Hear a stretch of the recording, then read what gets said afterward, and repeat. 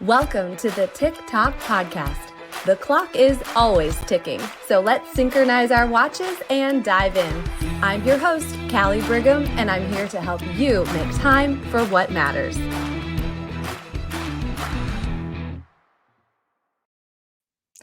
Hey friends! Welcome back to another episode of Tick Tock. I am your host, Callie, and I just want to celebrate with you, if you're listening in real time, that we are in the week leading up to Christmas, and just sending my wishes to you for a peaceful and a beautiful and a special Christmas season. Before I get into our topic for the day, I want to say that one of our favorite traditions as a family is that the week leading up to Christmas, we do random acts of kindness.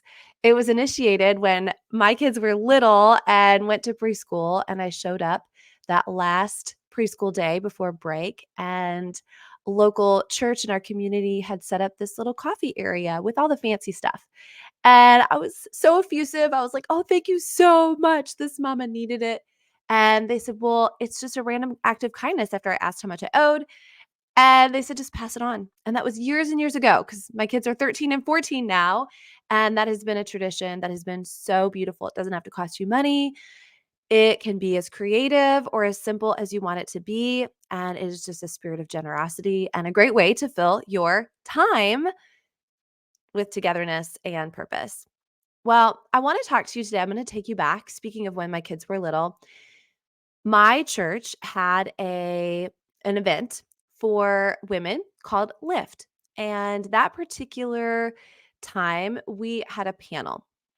And the whole idea was to have different women in different stages and seasons of life to answer questions that hopefully resonated with our audience.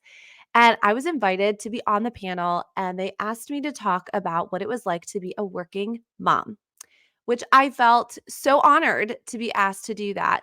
And they shared a few talking points, a couple questions that we might be prepared for. So throughout that week prior, I was just running through them in my mind. And it wasn't until I was getting ready, like doing my hair, doing my makeup, getting ready to walk out the door, that I really felt like I wanted a visual of what life is like when you're in the frantic, chaotic zone, and what life is like when you're in the intentional, peaceful zone.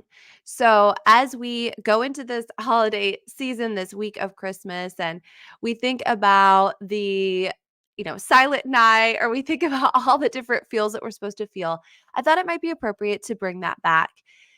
And the visual that came to my mind in that moment, that I have now clung to and now I teach on and I emphasize, is the difference between cradling and juggling.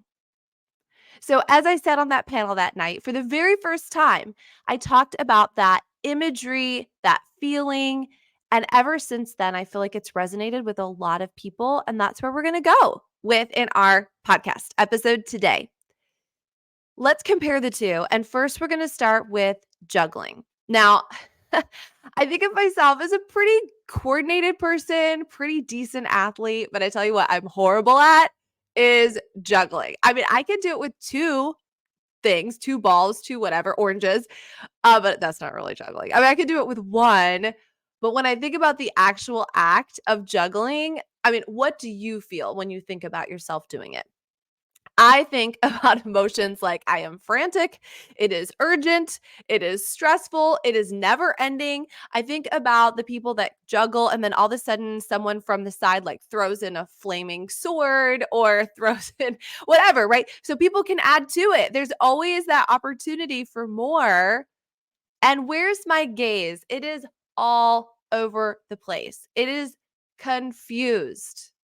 My mom has a friend, Heather, who actually is a juggler. She was in the circus. How cool is that? And Heather has such a cool, unique life. My mom and Heather met walking on the beach, literally. My mom is friends with everybody.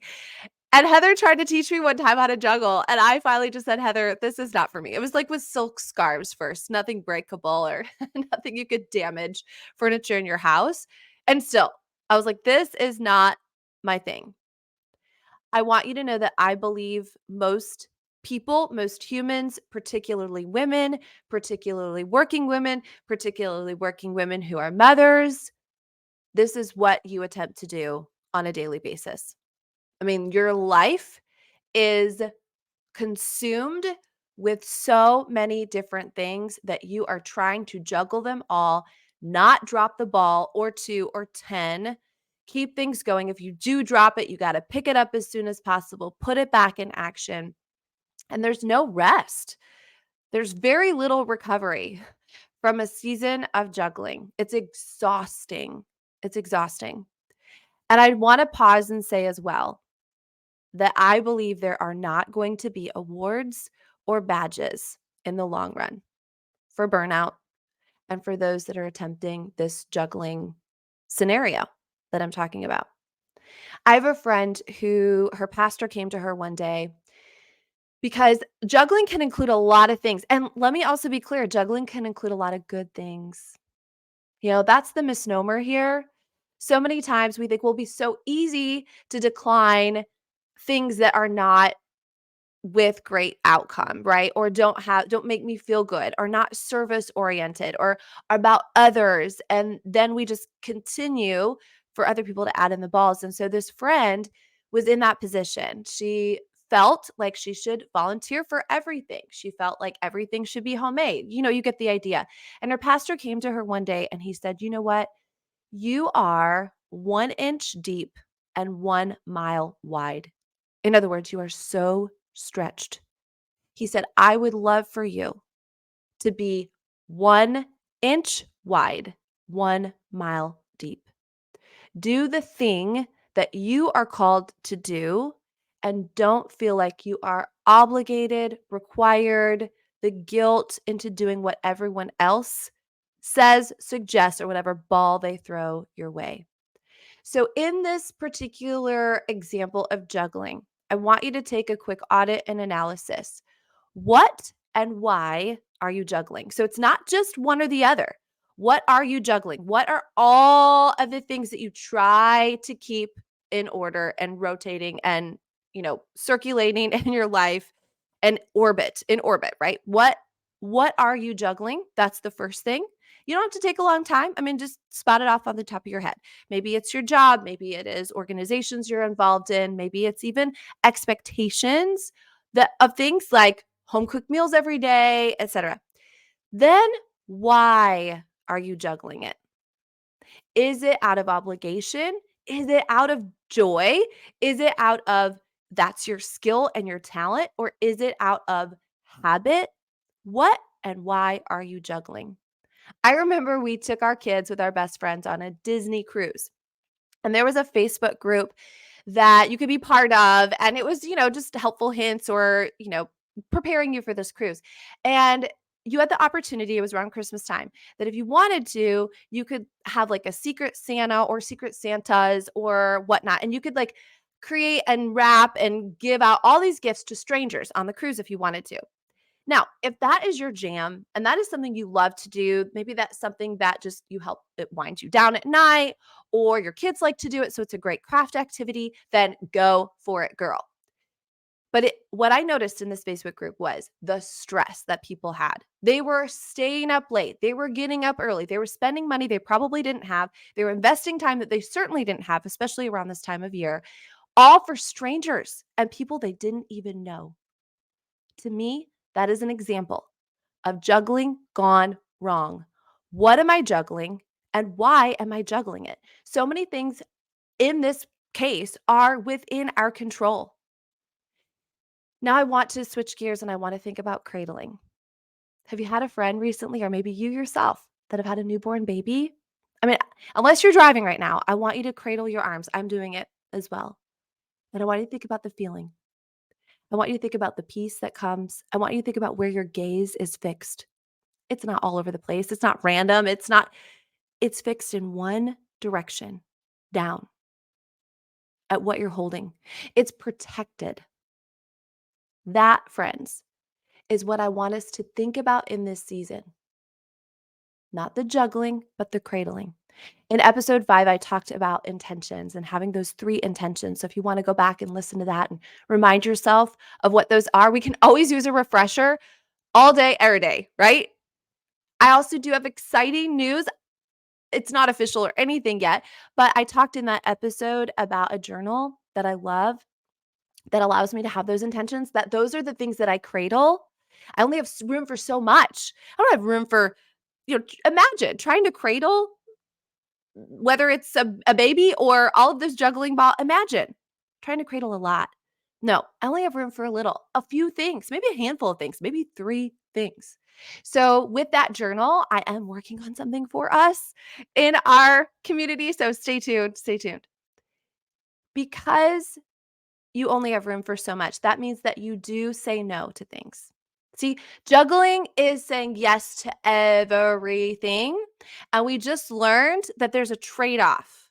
My friend Randy just totally blew my mind with this simple concept. Whatever we say yes to, we're saying no to as well, right? We're saying yes to this activity, which means we're saying no to this activity. We're saying yes to this person, which means we're saying no. And vice versa. We say no to this, therefore, we can say yes to that. So cradling is a lot of saying no. But again, it's a lot of saying yes. I want to give you, again, equip you a few tools on how to say no, because I know that can feel like a foreign language.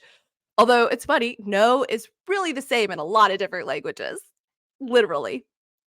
No could sound something like this. Oh, I'm so honored that you would ask me or you would invite me. I'm going to have to decline. And you just smile and nod.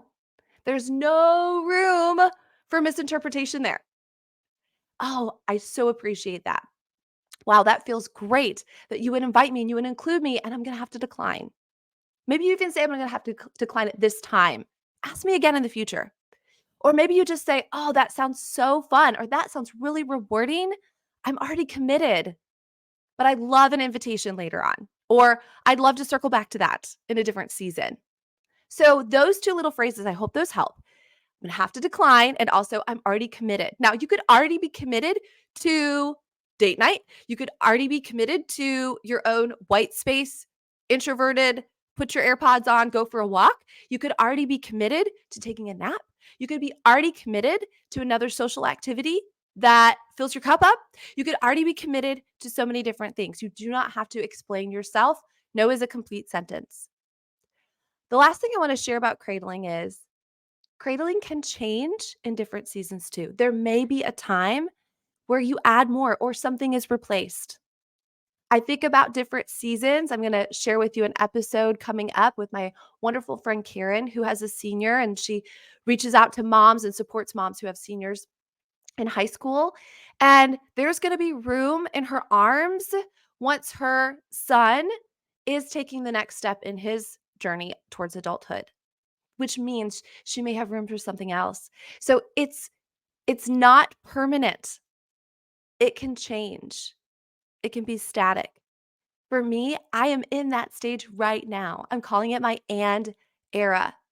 Because of what I desire and what my kids require and my husband requires time of me, I have more time and availability in this virtual world and in this season that I could do my and era. I can cradle my TikTok podcast. It does not feel like juggling to me because I'm able to make room. I think about my mom who retired a few years ago. There were things that were very on the periphery of her life and her schedule, but now they can be a priority. Even right now, as I'm recording this podcast, she is serving at our local domestic violence shelter with a friend, and they're wrapping gifts and they're sorting things for all the women and children that are there. Whereas when she was working full time, that wasn't a possibility. So it's not a forever thing, it's a now thing.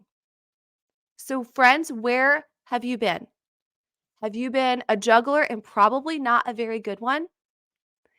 This is the time to say, what and why am I juggling? Both things are just as important because sometimes we try to fill ourselves up. Maybe there's an emptiness somewhere else. Maybe we don't know what to do when we're not busy. Maybe we feel like this is how we get our reward. Maybe this is how we get our affirmation. This is why people like us. What if I don't do it, nobody will do it. But remember that why, that mile, that's hard to say, mile wide, inch deep. The beautiful thing is someone else may have room for that. And if you are trying to do it, you may be taking it away from them. So, cradling, the peaceful feeling, the opportunity to be able to gaze without guilt and without explanation on the things that you have been gifted or you have chosen. So, I want to encourage you in that today. I'd love to know your thoughts and your takeaways of this picture, this mental picture that is going to support you over these next few days, especially. So, friends, Merry Christmas to you. God bless you. You have been truly a gift to this girl. That it was almost literally 1 year ago that I started to walk around my house with my hands open. I guess my arms open. I said, God, I have room for something else. What would you have for me? Never in a million years did I expect that it would be something like this, but what a gift. And that's who you are to me. I hope you're part of our TikTok community, which is on Facebook. So join our community. You can find that in the show notes. You can find my free printable in the show notes. You can connect with me in the show notes too. So have a beautiful, blessed season. God bless you, and we'll be with you next time. Thank you for joining me on the TikTok podcast. Please subscribe, rate, and leave a 5-star review. Your feedback fuels our mission to help you master your time. Set your alarm for our next episode, and until then, make every moment count.